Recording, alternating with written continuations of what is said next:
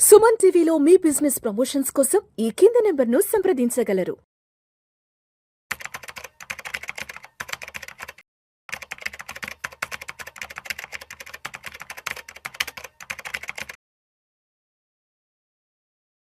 చక్రధర్ గారు నమస్తే సార్. నమస్తే అండి. Welcome to Suman TV and welcome to Vishnu talks. Thanks అండి.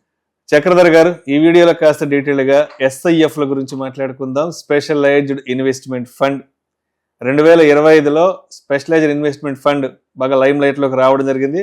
ఒక 7-8 months బ్యాక్ నుంచి SIF ఇన్వెస్ట్మెంట్స్ కొంచెం మార్కెట్లోకి జోరందుకున్నాయి. సరే, SIF కొంచెం మార్కెట్లోకి వచ్చిన తర్వాత నుంచి మళ్ళీ మార్కెట్లో కూడా బాగా ఫాల్ చూసాం. లాస్ట్ 2-3 months నుంచి మంచి ఫాల్ చూసాము. రీసెంట్ టైమ్స్లో యుద్ధం వల్ల కూడా మార్కెట్లు బాగా ఫాల్ అయ్యాయి. కాబట్టి SIFలు ఎలా ఉన్నాయి, ఏంటి SIF ఇన్వెస్ట్మెంట్స్ ఎలా ఉన్నాయి, అండ్ పెద్ద పెద్ద బ్రోకరేజ్ కంపెనీస్ కానివ్వండి, ఎక్స్పర్ట్స్ SIF గురించి ఏం చెప్తున్నారు?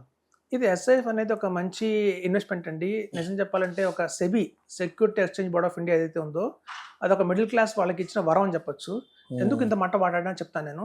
ఇప్పుడు చూడండి, SIFs అన్ని కూడా మనకి వాళ్ళ 10 రూపీస్లో అవైలబిలిటీలో ఉన్నాయి. అంటే కొత్తగా స్టార్ట్ అయినాయి కాబట్టి, ఒక 6 నెలల క్రితం స్టార్ట్ అయినాయి కాబట్టి మనకి కేవలం 10 రూపాయల NAVతో స్టార్ట్ అయినాయి.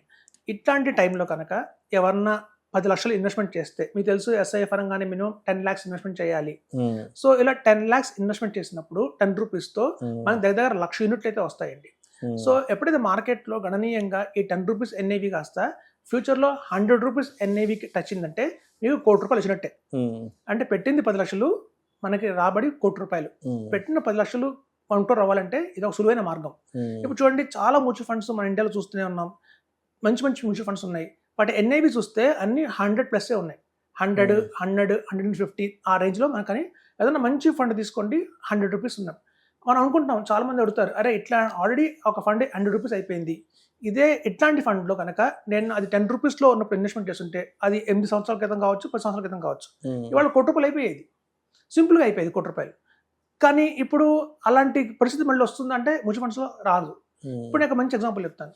నాకు ఒక కజిన్ ఉన్నాడు. ఇది 2010 ఆ టైంలో.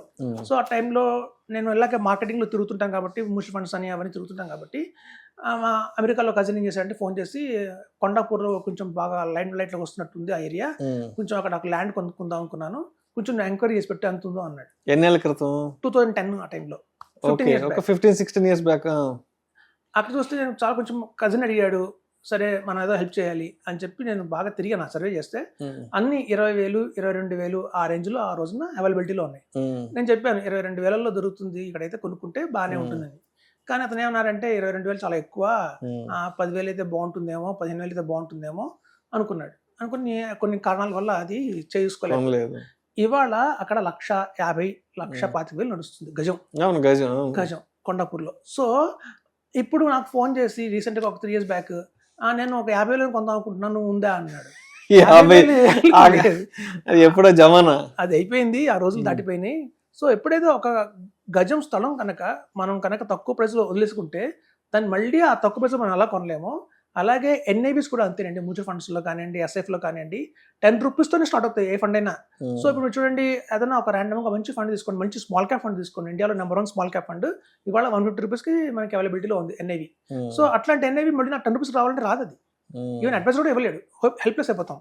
సో కాబట్టి ఏంటంటే ఇప్పుడు మనకి అలాంటి మంచి అవకాశం, ఎవరైతే కనుక మ్యూచువల్ ఫండ్స్లో 10 years బ్యాక్ ఇన్వెస్ట్మెంట్ చేయలేకపోయారో, ఒక మంచి మిస్ అయ్యారో ఆపర్చునిటీని, వాళ్ళందరికీ కూడా మళ్ళీ ఇంకొక అవకాశంగా మనకి సెబీ ఇచ్చింది SIF.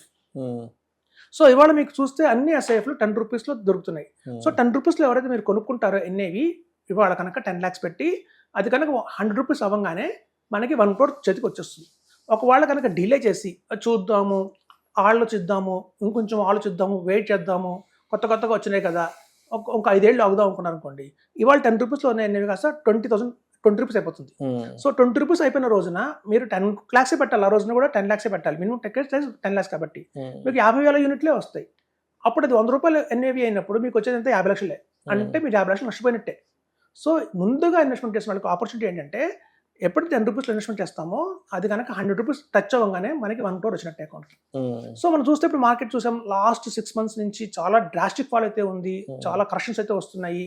ఇట్లాంటి టైంలో చూస్తే మీరు ఏదన్నా మ్యూచువల్ ఫండ్స్ తీసుకోండి, ఏదన్నా తీసుకోండి స్కీము, -10, -5, -6 అలా బాగా దారుణంగా పడ్డాయి.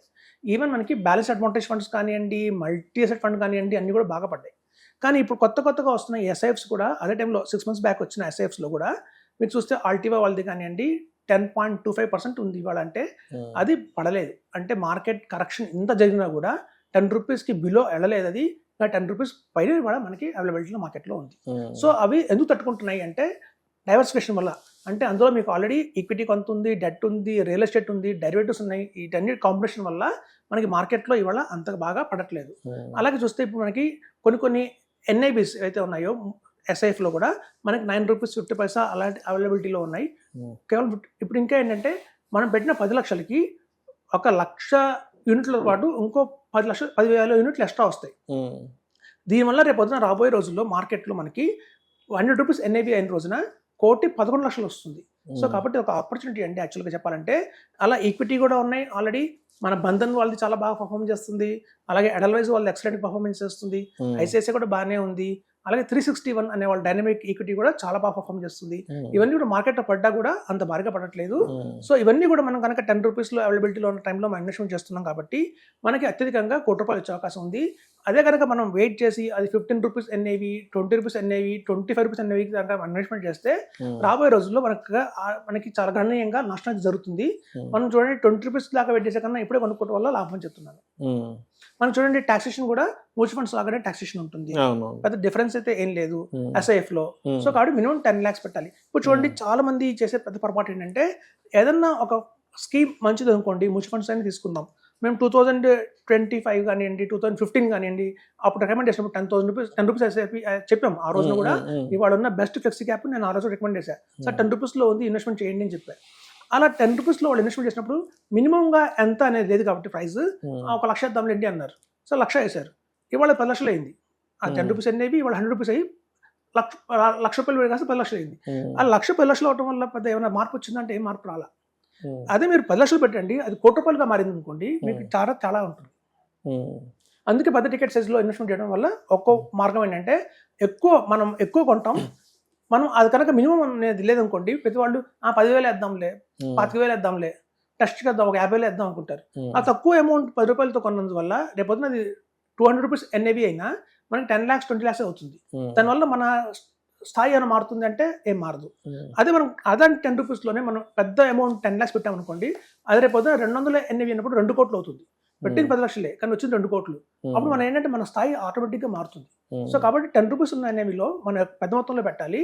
అది కూడా ఒక మంచి ఫండ్ హౌసెస్ నుంచి వస్తున్నారు అయితే కనుక వాటికి ఆల్రెడీ ట్రాక్ రికార్డ్ ఉంది కాబట్టి మనకి గట్టిగా తెలుస్తుంది ఫ్యూచర్లో ఇది అంతగా వెళ్ళబోతుంది అని చెప్పి. సో కాబట్టి వీటిని పరీక్షిద్దాం, వెయిట్ చేద్దాం, టెస్ట్ చేద్దాం అని కనుక మనం 15 రూపీస్, 18 రూపీస్, 20 రూపీస్ అయ్యేంత వరకు వెయిట్ చేయకుండా ఇప్పుడు ఒక అందుబాటులో 10 రూపీస్లో ఉంది కాబట్టి క్షణం కూడా ఆలోచించుకునే ఇన్వెస్ట్మెంట్ చెప్తున్నాను. Right sir. Thank you so much Chakradhar గారు. థ్యాంక్స్ అండి.